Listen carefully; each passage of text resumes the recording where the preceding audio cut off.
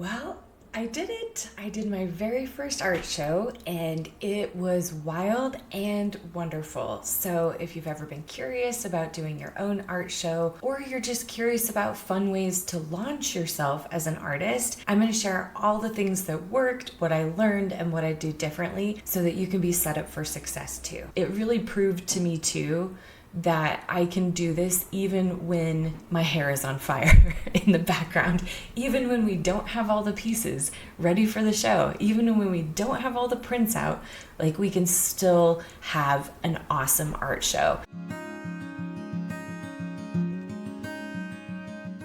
First of all, you can do an art show anywhere. You could do it in your house. You could do it in a random garage somewhere. I think when people think of an art show, it feels very fancy and prestigious, and like maybe you need to be at a really fancy gallery or something. And galleries are great and they are awesome for lending you a lot of credibility as an artist, but it really just depends on what you're wanting the art show to do for you. Like, why are you doing it? So understanding why is number one most important thing, because then that will shape everything else that happens with your art show to make sure that it's set up for success. So personally, I wanted to do an art show because honestly, I have been doing so much art over the past couple years. I tend to be kind of introverted about it, and so it all just stays in my house. In fact, if you can believe it, most of the pieces that were in the art show had been stuffed in one of my little portfolio files in my closet for at least a year. So it was just something where I just felt like if I really want to take myself seriously as an artist and I want to really grow my art and help people to enjoy it, I got to get it out there. So it's like pulling it out of the closet. Let's make an art show and let's do it. This also happened because I've been taking Jennifer Daly's amazing program for artists. It's called Palette to Profit, and by far is the best program I have ever taken.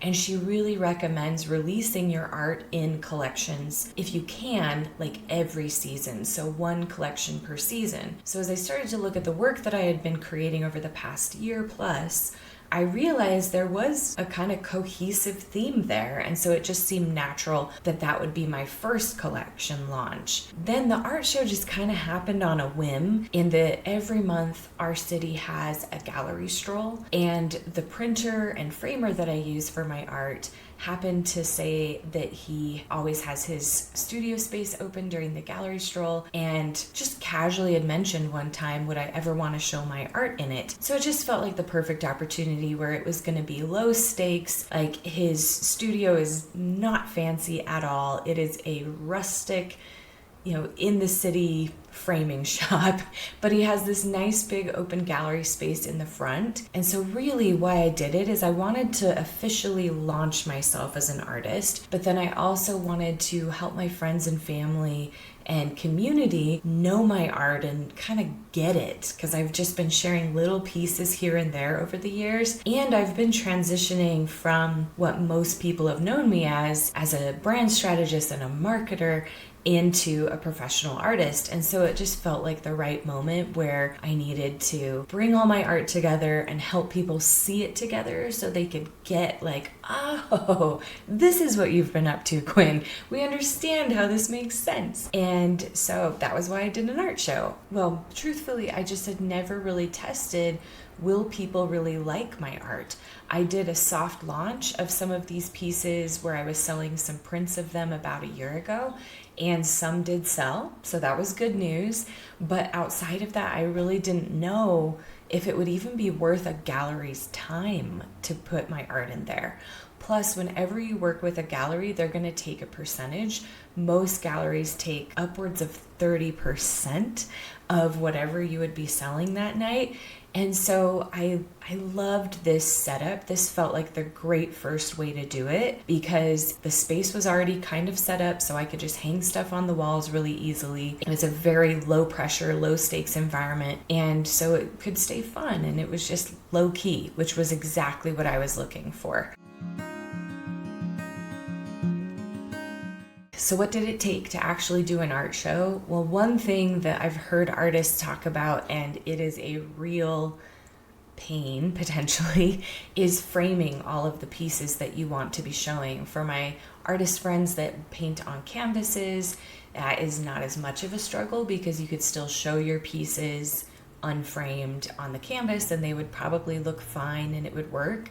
But for my pieces, they were all on paper, they were charcoals. It didn't feel like I'd have the same level of credibility if I were to just hang up all of the pieces, because I did consider that. And so I chose to frame them. So I selected 14 pieces to frame, and that felt like a really safe amount. I could have done more, I also could have done less, but the framer I was working with was giving me such a good deal on the frames that it just made sense to try them all.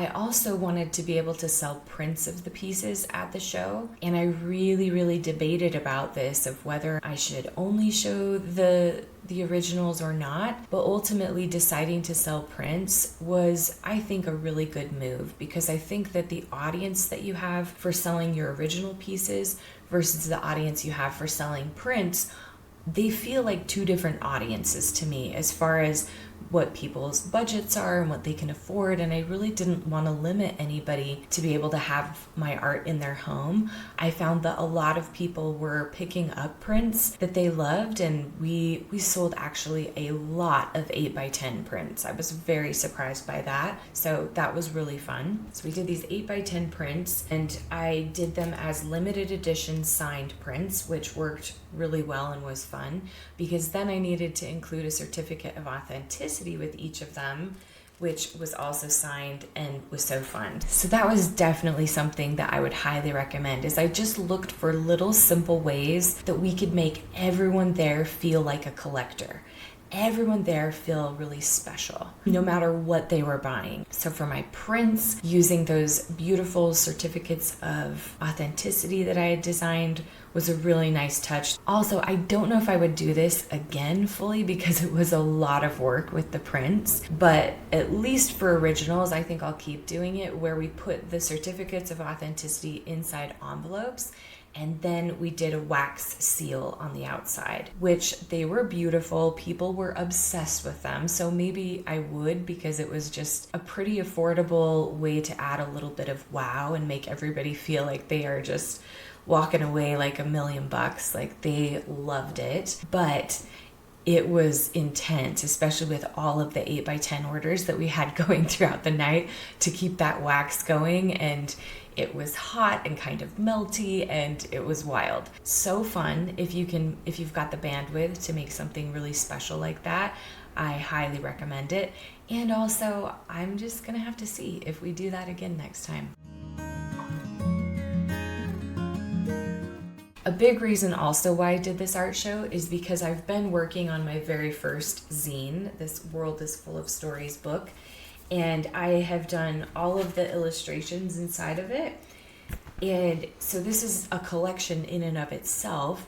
And so I wanted to be able to make this feel really special too.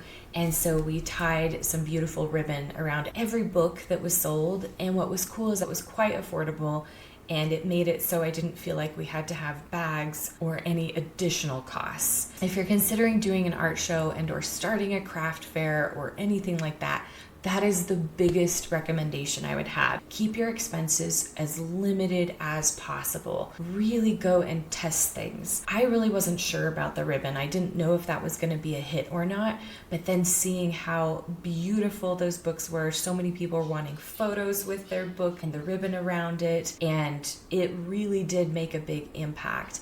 And I'm so glad I didn't spend a bunch of money on what I thought I might need, which was going to be cute little shopping bags that I had maybe stamped each one, and then tissue paper to stuff inside with all of them. I just found that wasn't needed, and these little touches we did, I feel like, were more eco-friendly and really added a special touch while keeping our costs down.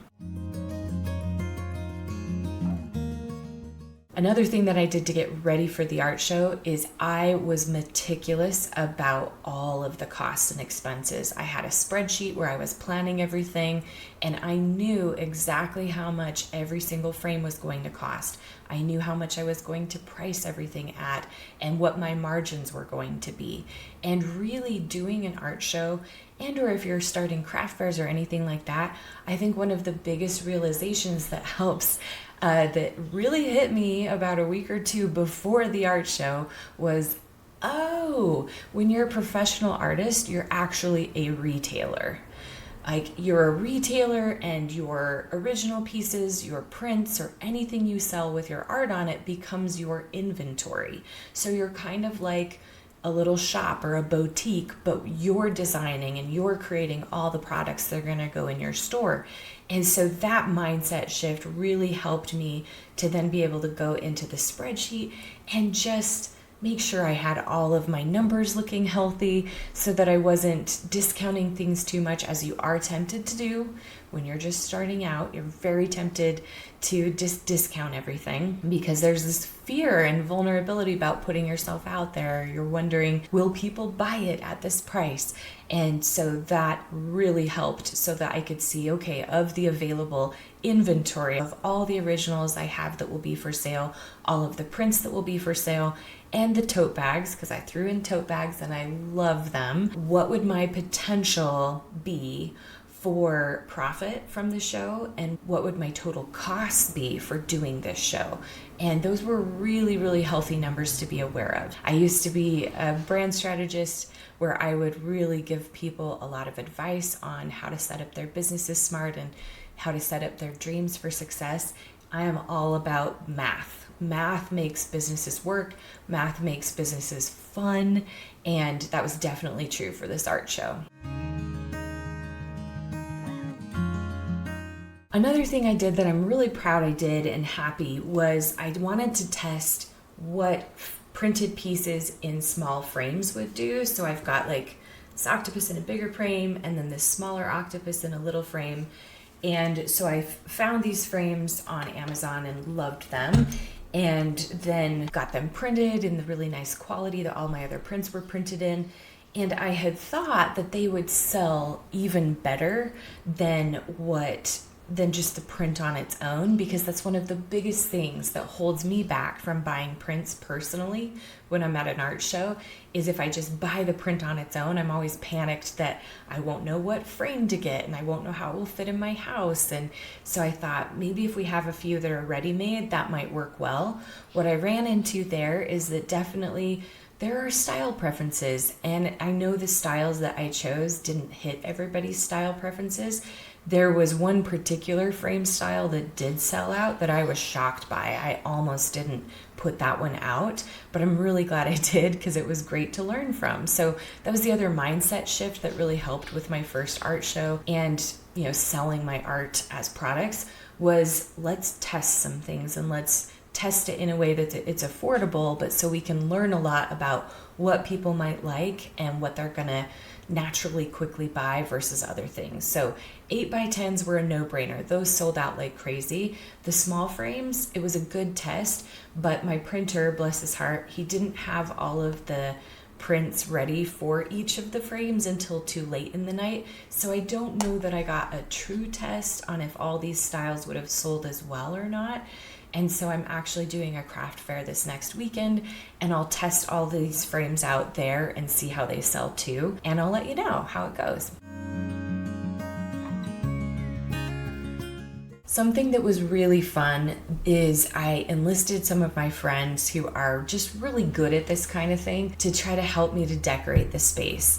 I had this vision of how can we make this feel more immersive and really bring people into the story of the collection. And especially with my book, The World is Full of Stories, I just named the whole collection that, and we went hog wild with that theme. It was all very nature feeling, and we wanted like books and globes and papers from books kind of everywhere. And so my friend made these darling paper mobiles that we hung from the ceiling. She found and foraged all of this beautiful greenery and cool sticks and stuff. Now, I know everybody doesn't have an incredible friend like my bestie Aubrey, who did all this magic for me, but that was something that I'm really glad I overcame my discomfort and insecurity about asking for help there. And my friends really came together, led by Aubrey, who project managed the whole masterpiece. And then some other buddies brought in plants. They brought in cool vintage books that fit the theme. It was just so fun. It made it so delightful. And I am so glad we did it, because if we just would have done the art show with just the art, it would have been fun. But this really was so much more fun because it was immersive, and I don't know, it just added a lot. I'd highly recommend that. Even if I did a gallery space, I would be tempted to say, hey, can I bring in a few things to really make this feel special and immersive? Also, since the space itself was a little raw around the edges, the decorations really helped to bring people into a different environment, because outside of the building, it was very rough and sketchy neighborhood, even a little bit. And then you walked in and it was just full of life and fun, and I'm so glad we did that. So what I really took away from that is you can make any space great. You can make any space work for a really classy, beautiful art show, and it doesn't have to require a lot. My friend literally just went and foraged a bunch of plants. In fact, some of them were weeds, and it turned out beautiful. So a couple of things that I learned, and I have to thank some of my other artist friends for showing me the way with this. Text everybody you know and ask for their address. Say, I'm having an art show and I would love to invite you. Would you send me your address? And so then when they send you their addresses, which I was shocked, I think I texted like 80 people in my phone, even some people that I haven't talked to for years. And I got such a positive response. I did not expect that, but there was a lot of enthusiasm and excitement, and they sent me their addresses. And then after that, I designed these postcards. I wrote a little handwritten note to everybody of I hope to see you there. And this really, really helped. I also sent everybody a digital version of this in case it got lost in the mail. And then about 3 to 4 days before the event, I sent everybody a map of the area so that they would know where to park for the art show. And then I also included a list of restaurants that were nearby that I would recommend so that they could make a date night out of it. And I feel like that was huge in getting the turnout that we had. Even my husband over and over has been saying that turnout was amazing. That was incredible. And we really did have so many people turn up for the show, which I'm still so humbled by and so grateful for. And I really feel like it was because of these extra touches. I tried to make every person that I invited feel really special and like I genuinely wanted them there, because I do. But I think oftentimes in marketing, it's very easy to just market to the masses instead of to the individual, to the one person you care about. And I just have felt like with this art journey, just trying to keep it full of so much gratitude of anybody giving me any kind of attention or energy with my art is something I just don't take lightly, no matter who they are. And so I'm so honored by everybody who chose to come and give some of their time and energy and a drive in to the city for it. It was so beautiful and so humbling, and I will always cherish that. And I definitely want to make sure in future art shows that I show the same level of care and gratitude with those that I invite. It made such a difference. And now I have a list of those that I can invite to my next shows as well, and I can just keep growing that list, which is going to be so much easier next time when I don't have to start from zero, and I can just always be building that list, which I think will be really fun in the future. So a couple of things that didn't really work well that I am still bummed about a little bit, but I am happy to share them with you because it was a good learning experience, is first of all, I had been working so much on getting all the physical pieces ready and even some of the decor parts of the art show ready as well, that I left having my point of sale for how people would purchase. I left all of that until the day of. I didn't necessarily plan to, but I ran out of time. So on the morning of the art show, I woke up at like 3 or 5 a.m. and I worked for 5 hours solid on getting every product, making sure it was in my online store, which I'm using Shopify, and they have a point of sale system. So I thought all of this would work really seamlessly if I got all of the products in, and then I would be ready to sell that night.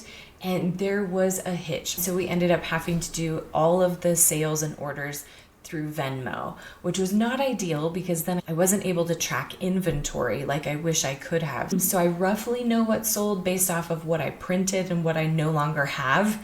But outside of that, I don't know specifically who bought which piece, and it still kind of kills me. So that was a bummer. I wish I would have tried and tested that beforehand, because that did not work. What definitely did work, and here again, Aubrey's genius on this one, we really have Aubrey to thank for this, is she was very thoughtful beforehand and said, Quinn, you are going to be so busy that night. You need to have somebody manning the cash register. You need to have even somebody like directing people. She had all these kind of jobs for my volunteer friends and family who care about me, who would show up and do that for me for the night. And it made the biggest difference, especially to have somebody else manning the cash register. Now, in a craft fair, you're not going to have that possibility, probably. Usually you'll be manning that yourself. But for an art show, I think people are coming for a little bit different intention. They're expecting to mingle with you and connect with you and get photos with you. And so it really helped to not ever have to touch any of the purchases. It also made it just feel like I could show up and just love on everybody and just be so grateful they were there and excited and connect with them truly, and not have to mess with them also like, oh, you bought this thing. And I don't know, there's just sometimes a weird energy there, especially when you're already feeling a little bit vulnerable about putting your art out there. And so it was nice that that wasn't on my shoulders. Somebody else was handling all of that. Some really good advice I got from an artist as well was to not discount your products, because I had been planning on launching myself as an artist with like a 20% discount on everything as like a yay, I'm launching thing. And they were saying instead of doing that, sell things in bundles at a discount. So for example, if you buy a book, then you would get $5 off a print or something. Or you buy 2 books and you get 10% off your total purchase, right? Like, I like that strategy a lot more. And I tried doing that since it all wasn't set up in my Venmo. It didn't work perfectly, but I felt like this was my warmest audience. These are the people who know me, they care about me. In truth, they might buy my art regardless of if they really like it. Probably not, maybe, but they might. And so I was so glad that I didn't discount everything right out of the gate, because they were really happy to support me and happy to support my art. So that worked out really well. But what was a bummer with me not having my website fully set up and doing some of these last minute is that I had wanted to get every product set up in my store so that then they could use a QR code that we'd include in the back of the print packaging. So I just had a little card in the back of the packaging that had a QR code printed on it, and it had the price and the size and everything, because my vision was if I could just have a small tag in the piece, they could use their phones and it would take them to that product on my website and they could learn more about it. They could even see like other settings of what that art looks like in different decor styles and different frames. I also include a free downloadable frame guide with all of my art pieces on my website, because I, here again, just want it to be easier for people to use my art in their spaces. And so I wanted them to have access to this. But what I didn't test, which still kind of kills me, is that I didn't test after I had printed some of these if your phone could even read it, because I had tested it on my screen to make sure this QR code leads to the right place, because that was kind of crazy in and of itself when you have 14 different QR codes. But because I didn't test them after I had printed them, the QR codes were too small. So they were so small and blurry that the phone couldn't pick them up at all. So they were basically pointless and useless outside of that they had the price and the name of the piece on it. So I was bummed that that didn't work. And as I'm going into this craft fair next weekend, we're going to get that working because I still think it's a good idea, but I've got to print those QR codes bigger or it's not going to work again. So I've already been testing that and we're going to be okay. We're going to be good.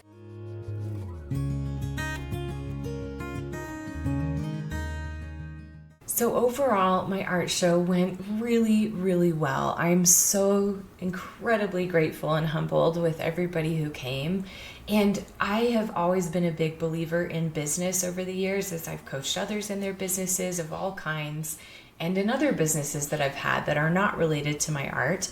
I'm always a big believer in, even if 5 people show up, if 1 person shows up, you act like this is exactly how you wanted it. Like, you would never say something like, oh, God, I thought more people would be here. And, oh, man, even making excuses for it. Oh, the weather probably made it so lots of people couldn't come, or whatever it is. Like, ideally, you want to treat everybody that comes to anything you ever host like they are exactly who you wanted to be there. And you are so thrilled that they came, because it doesn't feel good to people. People don't want to come if they just feel like, oh, I came, but my presence didn't really matter because they were expecting 50 people, but only 5 people showed up. And since I was one of those 5, it's like it didn't even matter that I was there. So that is my parting wisdom, is that whatever you do, like, go overboard and just how can you help everybody feel really special and like it matters to you, because it does, that they came. Because ultimately these things are not built in a day. Your art business is not going to be built in a day. Your presence in galleries and your ability to grow as an artist is not going to be built in a day. It's going to happen over time, especially the more people that fall in love with having a really great experience with your art. So that was something to definitely keep in mind, is just what kind of experience do you want people to have with you and with your art and with that art show? Because I think keeping that in mind, I was feeling like I want people to walk in and I want them to feel delight, and I want them to feel hope and inspiration, and I want the event to just feel really joyful and just lovely. And that made all the difference.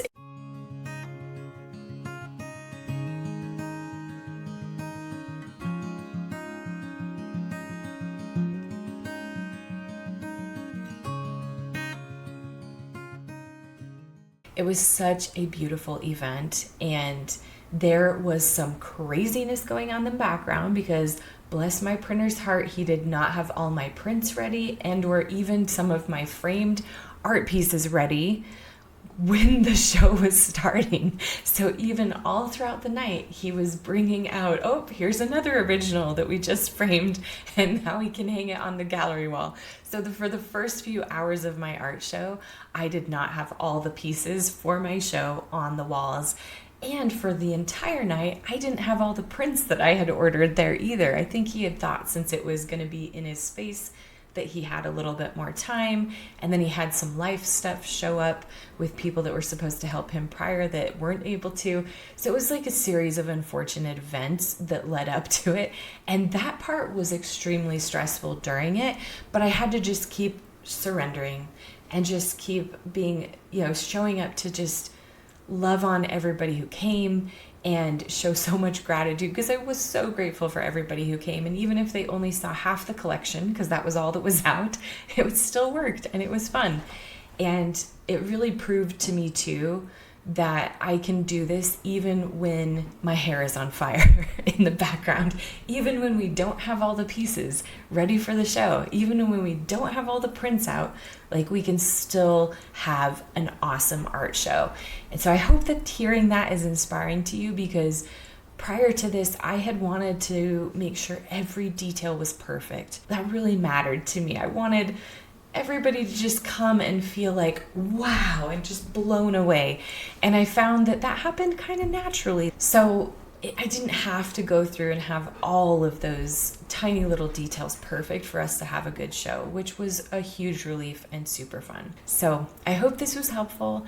And if you've got a few pieces, if you've got 3 to 5 pieces, have an art show, have it in your house, and follow some of these tips so that you can set it up for success. It's so worth doing to just get yourself out there as an artist as a creator, and to just get your friends and family in on it even. I think it's so worth it. And then you can always keep doing them, right? Keep doing more and more art shows, and they'll grow over time. But to just get yourself launched, it's a fun way to do it. Highly recommend. So I hope this is helpful. If you have any other questions about stuff we did for my art show or any other parts of it, let me know in the comments. I would love to support you there. And meanwhile, know that I'm cheering you on. Go create, go make some magic, and invite people to come explore and enjoy it with you, because I bet they'll be happy to. I bet the people in your world would love to come to your art show and would love to dive into your creative world a little bit more with you.